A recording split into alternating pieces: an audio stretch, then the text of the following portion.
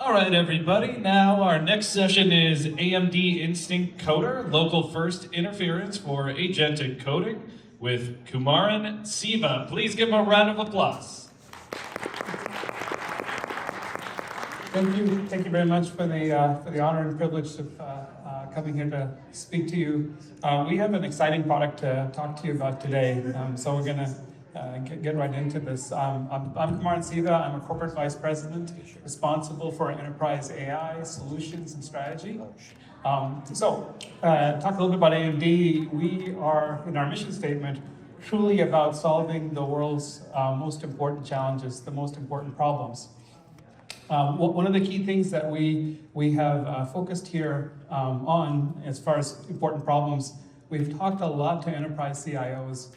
A key issue that everyone sees is the challenge of token costs.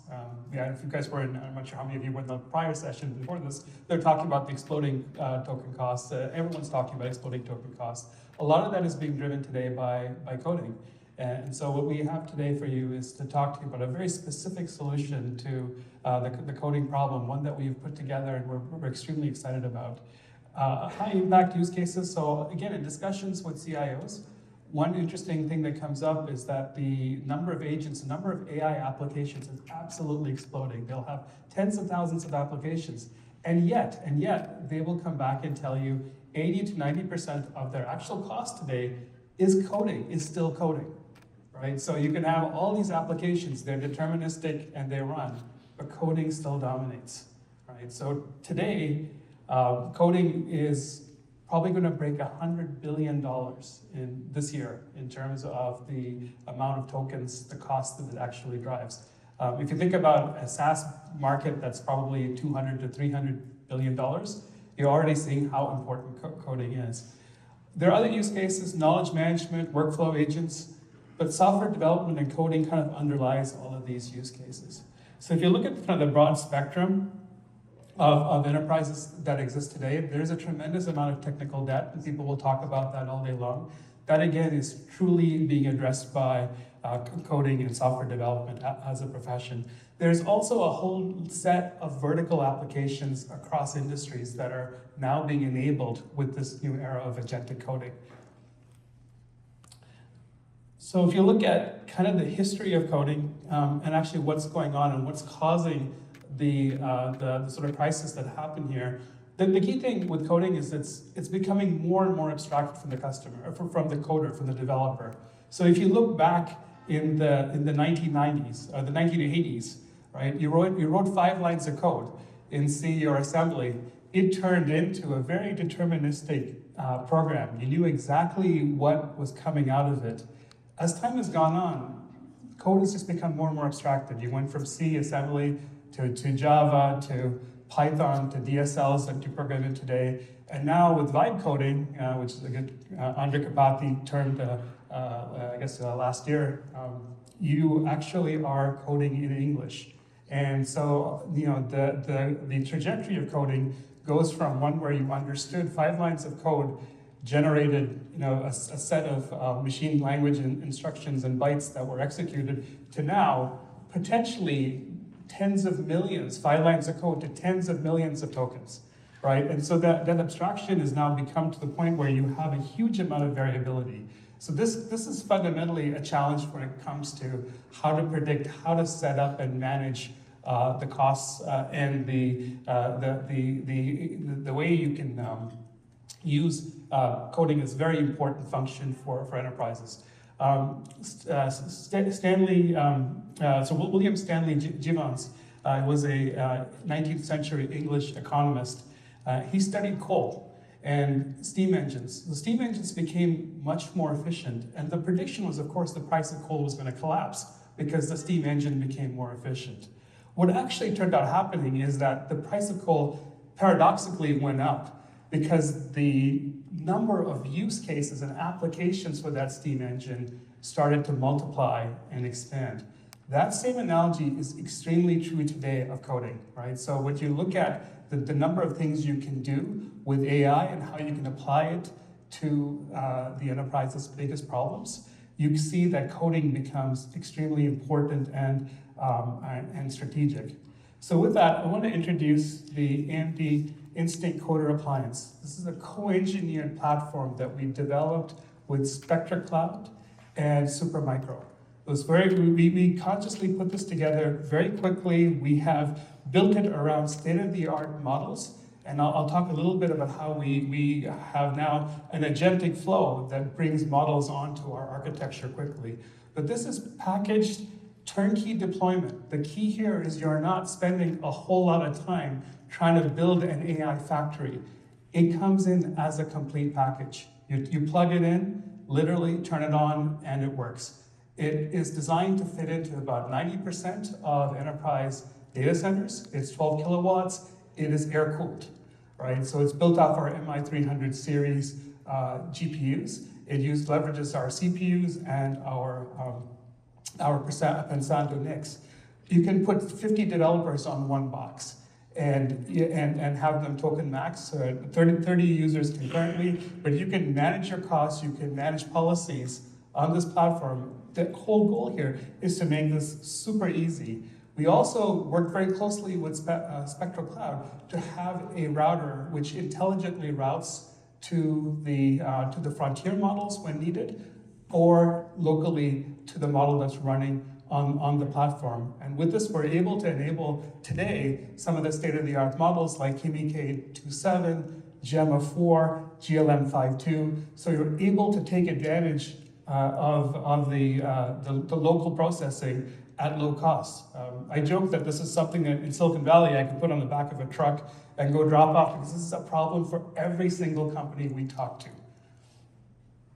So importantly, the kind of things that enterprises care about that we have addressed with this, sovereignty is becoming a big issue. People don't want to share code out to frontier labs. This gives you the ability to choose. You can set up policies in the software, or you can let it up to the developer to choose when they go out and when they don't. They can break down a task and say, in our uses of this internally at AMD, in our IT department, we say about 90% of the tokens stay locally and resident. 10% of the tokens need to go out because they're doing something like planning or architecture or some deep research that requires a frontier capability. But they're able to manage between frontier capability and the sovereignty of keeping things local and the capabilities of what is built in and is sovereign. A key capability that we have enabled, and we announced this at our Advancing AI event a few weeks back, is this AI-assisted GPU programming. So a lot has been made about the moat for GPU programming, and there's these graphics that you'll see with hundreds of libraries that I'm not quite sure who uses, but that are optimized for GPUs and supposedly represent a moat. What we announced and actually open sourced is an agentic harness that allows us to optimize and bring the latest models onto our architecture, producing almost 90% of the effort. Almost 90% of the kernels can be optimized agentically today, right? And that's only getting better over time. So it allows us to optimize and drive libraries, drive state-of-the-art kernels very rapidly onto our architecture. At our Advancing AI event, we showed that the latest models on our latest GPU, we were able to pull them out on day 0.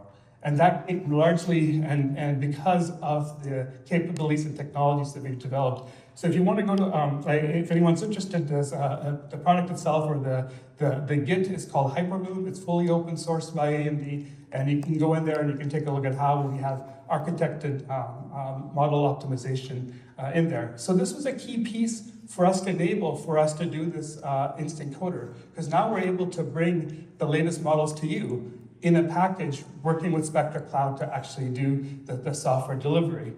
A lot is made of open weights versus closed weights models. Obviously frontier models are extremely good, and they continue to evolve and are great. But there's a fitness for use, and open weight models can do a lot, can do a significant portion of what enterprises need to do to address tech debt, to address innovation, and to be able to drive innovation. But what we're showing here is that you can do quite a bit, and the Instinct Coder doesn't prevent you. In fact, it enables you the easy button to go use the frontier model when you need to, or use the local model. You need to change just 3 lines of code, or 3 lines of configuration in Cloud Code to be able to point to the Instinct Coder, or to be able to take it out to the frontier model, and the box takes care of that for you. So I want to spend a little bit of time on Spectra Cloud's, one of the key value propositions, and the reason we partnered so closely with them. They actually enable a single pane of glass, which allows us to have all of the different metrics, the telemetry information and the control information that, and also the governance pieces that are super important for managing this appliance efficiently and making sure it comes up and works right away.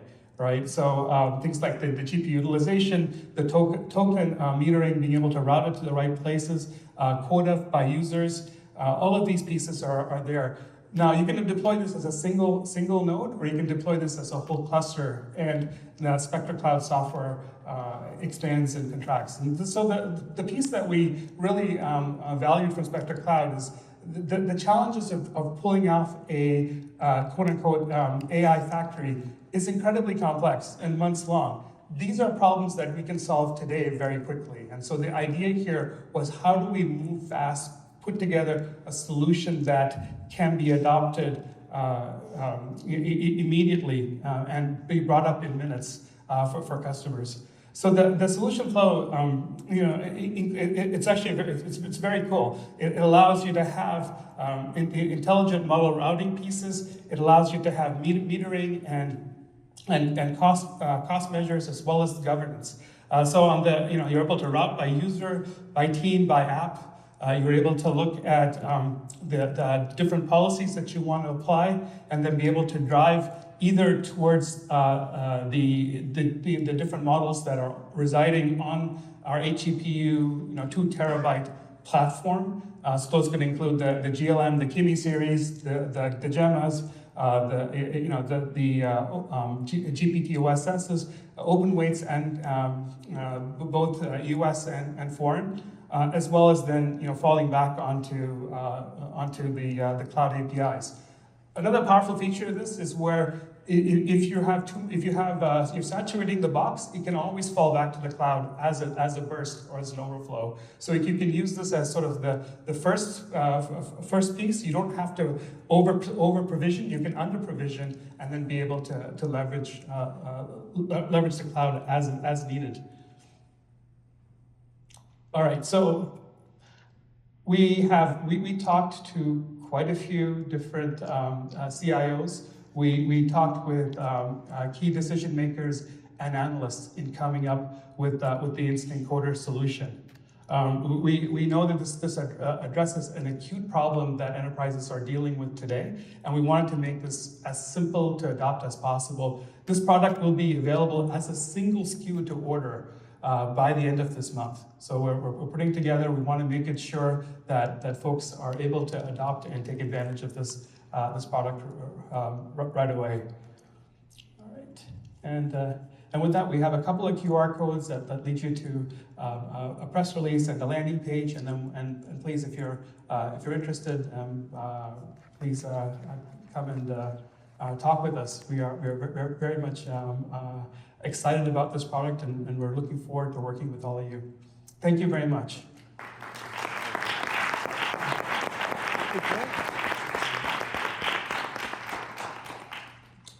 All right. Time for questions if anyone wants to come down and ask.